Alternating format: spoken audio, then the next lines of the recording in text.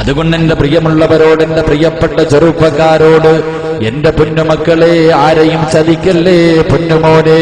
നിന്നെക്കുറിച്ച് നിന്റെ വാപ്പ എത്രയോ സ്വപ്നം കാണുകയാണ്, നിന്നെക്കുറിച്ച് നിന്റെ ഉമ്മ എത്രയോ സ്വപ്നം കാണുകയാണ്.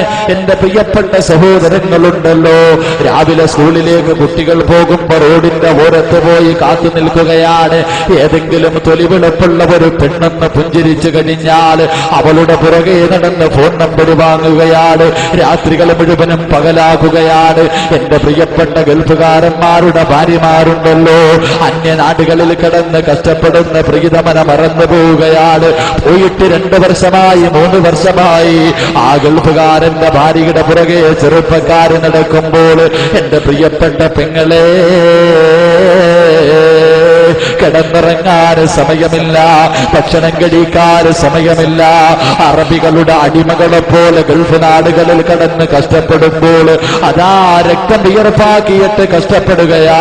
പടച്ചവനെ, നാട്ടിലുള്ള എന്റെ ഭാര്യ എന്റെ മക്കൾക്ക് വേണ്ടിയാണല്ലോ കഷ്ടപ്പെടുന്നതെന്ന് പറഞ്ഞിട്ട് ഗൾഫ് നാടുകളിൽ കടന്ന് കഷ്ടപ്പെട്ടിട്ട് പണമയച്ചു കൊടുക്കുമ്പോൾ ആ പണവും പേടിച്ചുകൊണ്ട് വയനാടിന്റെ ചുരങ്ങളിൽ പോയി തന്റെ കാമുകന്മാരോട് ഉല്ലസിക്കുന്ന പ്രിയപ്പെട്ട പെണ്ണേ,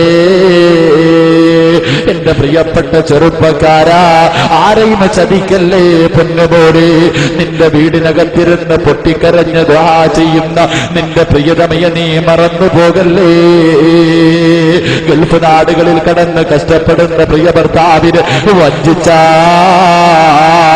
ആ പാപപ്പെട്ടവന്റെ കണ്ണിൽ നിന്ന് ഒരു തുള്ളി കണ്ണീരങ്ങാട് ഈ ഭൂമുഖത്തേക്ക് വീണാൽ പൊന്നുമോടി, ആ പാപം എവിടെ കൊണ്ടാ കഴുകി തീർക്കുന്നത്? ആ പാപം എവിടെയാ കൊണ്ട് കഴുകി തീർക്കുന്നത്? എന്റെ പ്രിയപ്പെട്ട ചെറുപ്പക്കാരോട് പറയുകയാ, എത്ര വലിയ സുന്ദരി വിളിച്ചാലും പോകല്ലേ പൊന്നുപോലെ. എത്ര വലിയ കുടുംബത്തിൽ പിറന്നവളാണെങ്കിലും, എത്ര വലിയ സൗന്ദര്യമുള്ളവളാണെങ്കിലും ആരും കാണില്ലടാ എന്റെ വീടിനകത്തേക്ക് കടന്നു പാടാ, എന്റെ മണിയറയ്ക്കകത്തേക്ക് വിളിച്ചിട്ട് വിരിപ്പ് വിരിച്ചു നിന്നാലും പൊന്നുപോലെ അല്ലാതെ മറന്നു പോകല്ലേ. എന്റെ പ്രിയപ്പെട്ട സഹോദരിമാരോട് പറയുകയാണ്, ഏതെങ്കിലും ഒരു തൊലിവിളപ്പുള്ള നിന്റെ ഭർത്താവിനെക്കാൾ സൗന്ദര്യമുള്ള പണമുള്ള കുടുംബത്തിൽ പിറന്ന ഏതെങ്കിലും ബോഡി ഷേപ്പുള്ള ചെറുപ്പക്കാരൻ വന്ന് വിളിക്കുമ്പോ, എടാ എനിക്കെന്റെ ഭർത്താവിനെ മതിയടാ, എനിക്കെന്റെ ഭർത്താവിനെ മതിയടാ, അവൻ പോയിട്ട് വർഷങ്ങളായാലും എന്നെങ്കിലും ഒരു ദിവസം മടങ്ങി വരുമടാ, അവൻ എന്റെ ആഗ്രഹം സാധിച്ചു തരുമടാ എന്ന് പറയാനുള്ള മനസ്സ് കാണിച്ചാൽ നിനക്ക് കിട്ടുന്ന പ്രതിഫലം എന്താണെന്നറിയുമോ? 6 വർഷങ്ങൾക്ക് മുമ്പ് ഒരു ചെറുപ്പക്കാരനുണ്ടല്ലോ, കമ്പോളത്തിലൂടെ നടന്നു പോവുകയാണ്.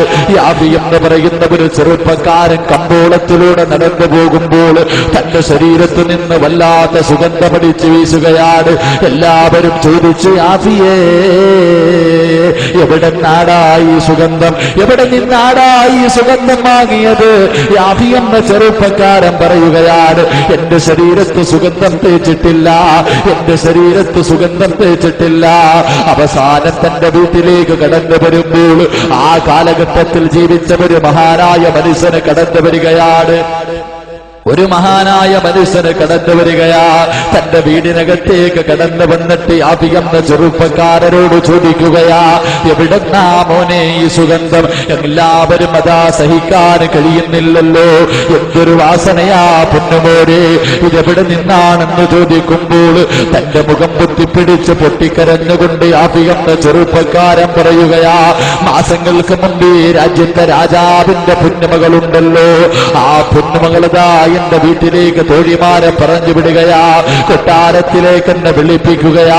കൊട്ടാരത്തിലേക്ക് ഞാൻ കടന്നു ചെല്ലുമ്പോൾ തോഴിമാര് കഥകടയ്ക്കുകയാണ്.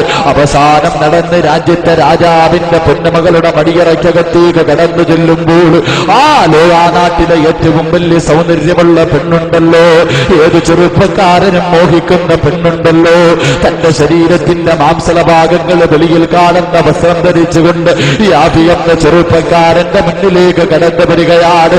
എന്നിട്ട് പറയുന്നു, യാബിയേ നിന്നോട് എനിക്ക് വല്ലാത്ത മോഹമാടാ, നിന്നോട് എനിക്ക് വല്ലാത്ത ആഗ്രഹമാടാ. എടാ യാഫിയേ, ഇതിനകത്ത് കിടന്ന് കാണിച്ചാലും ആരുമറിയില്ലടാ, ഒരു പ്രാവശ്യമെങ്കിലും എന്റെ മോഹമൊന്ന് സാധിച്ചതാടാ എന്ന് പറഞ്ഞ് കെഞ്ചിക്കൊണ്ട് വിലപിടിപ്പുള്ള വസ്ത്രമെടുത്ത് യാഫി എന്ന ചെറുപ്പക്കാരന്റെ മുന്നിലേക്ക് വലിച്ചെറിഞ്ഞിട്ട് ആ സ്വന്തം ശരീരം തുറന്ന് കാണിച്ചിട്ട് ആ പെണ്ണങ്ങോട്ട് ഇറങ്ങിപ്പോകുമ്പോ യാഫികെന്ന ചെറുപ്പക്കാരൻ സുജൂദിലേക്ക് വീഴുകയാണ്. പടച്ചറബേ, രാജാവിന്റെ കൊട്ടാരത്തിന്റെ മണിയറയ്ക്കകത്താണല്ലോ റബ്ബേ, എങ്ങനെയായി ഈ പെണ്ണിന്റെ ചതിയിൽ നിന്ന് രക്ഷപ്പെടുന്നത്? പൊട്ടിക്കരഞ്ഞുകൊണ്ട് ദുആ ചെയ്യുന്നു അല്ലാഹ്, എന്റെ ഈമാന് കളയല്ല റബ്ബേ, എന്റെ അഭിമാനം കളയല്ല റബ്ബേ, സ്വർഗം എനിക്ക് ഹറാമാക്കല്ല റബ്ബേ, നിന്റെ പ്രവാചകനോടൊപ്പം സ്വർഗത്തിൽ കടക്കാൻ വല്ലാത്ത മോഹമാണ് റബ്ബേ. എന്റെ പ്രിയമുള്ള ചെറുപ്പക്കാരാ, നിന്നെപ്പോലെ ഒരു ചെറുപ്പക്കാരൻ ഒരു സുന്ദരിയായ പെണ്ണ് വിളിച്ചപ്പോൾ മണിയറയ്ക്കകത്ത് കിടന്ന് കരയുമ്പോൾ എന്റെ മുന്നിലിരിക്കുന്ന ഈ നാട്ടിലെ ചെറുപ്പക്കാരോട് പറയുകയാ, റോഡിന്റെ ഓരത്ത് നിന്ന് ചിരിക്കുന്ന പെണ്ണിന്റെ പുറകെ